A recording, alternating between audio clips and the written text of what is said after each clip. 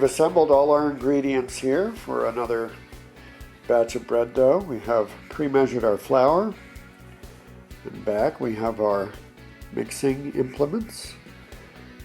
And back here we have our salt. I use this pink Himalayan salt for no other reason than I think it's cool. Here's our bubbly starter. We'll move in on that.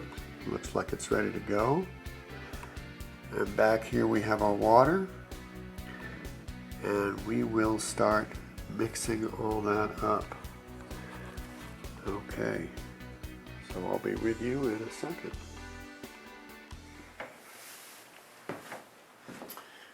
Okay, so we'll start mixing up our bread ingredients. And I just want to say, I love using these little tubs because it prevents things from kind of spattering and getting on you. Alright, now the first thing I'm going to do is take this flour right here and dump it in the tub. Just like that. Okay, and I keep this handy because as my implements get dirty, I'll throw them in here, carry them over to the sink to wash. So there's that. My hands are washed, ready to go. We'll put the flour in. Here's the water.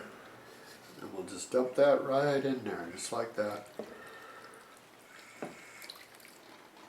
All right. Grab my little tool right here. This is a rice paddle. And I'll just start stirring some of that around.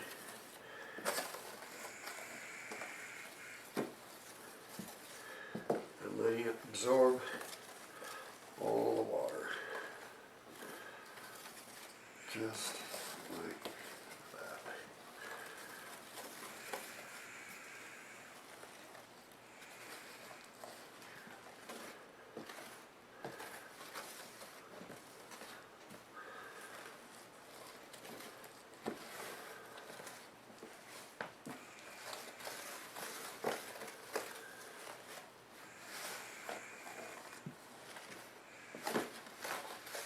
Mixing it around.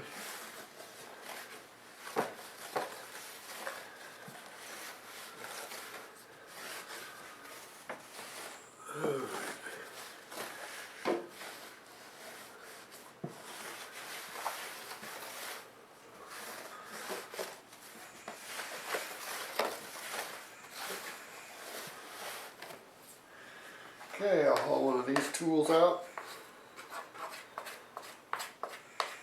And maybe it's time to get my hands dirty a little bit.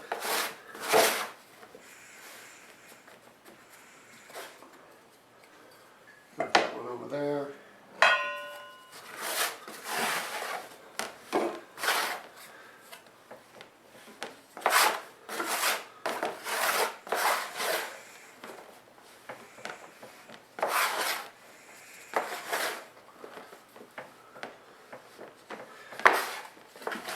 This is a mixture that's about 80% whole wheat. And the rest of it is organic white flour.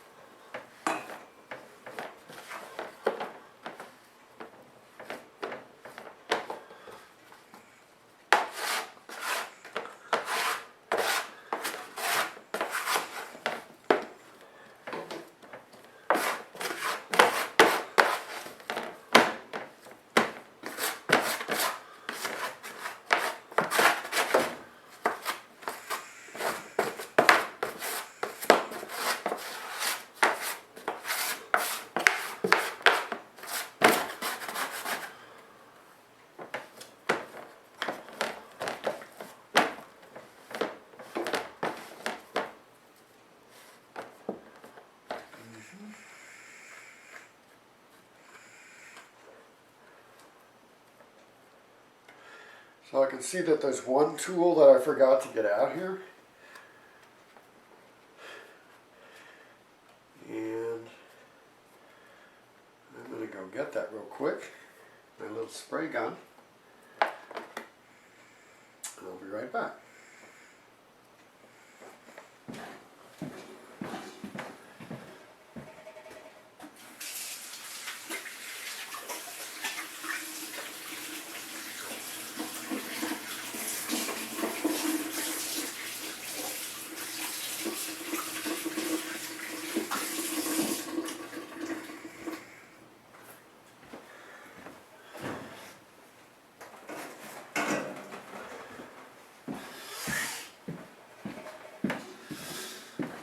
Another really great tool.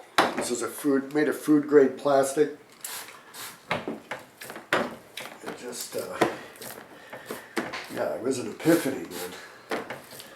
Alright, yeah, working with wet hands is great when you're working with bread dough like this. Because then it doesn't stick to your hands as much.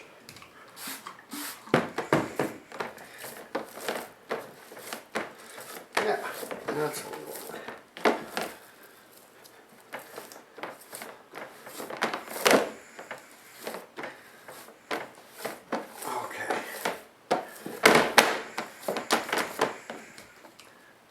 Around in there.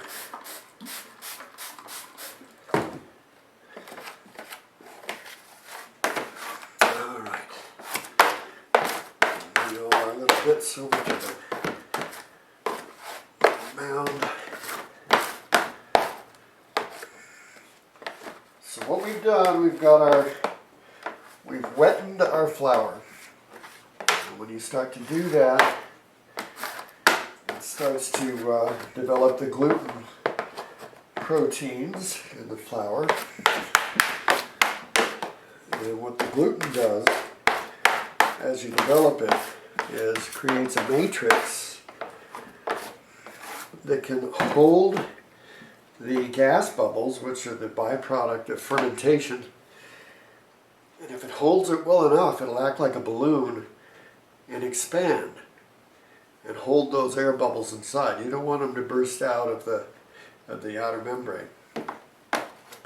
So that's what it's going to start doing. We don't need to do a bunch of kneading at this point. Just adding water to the flour will start to do that.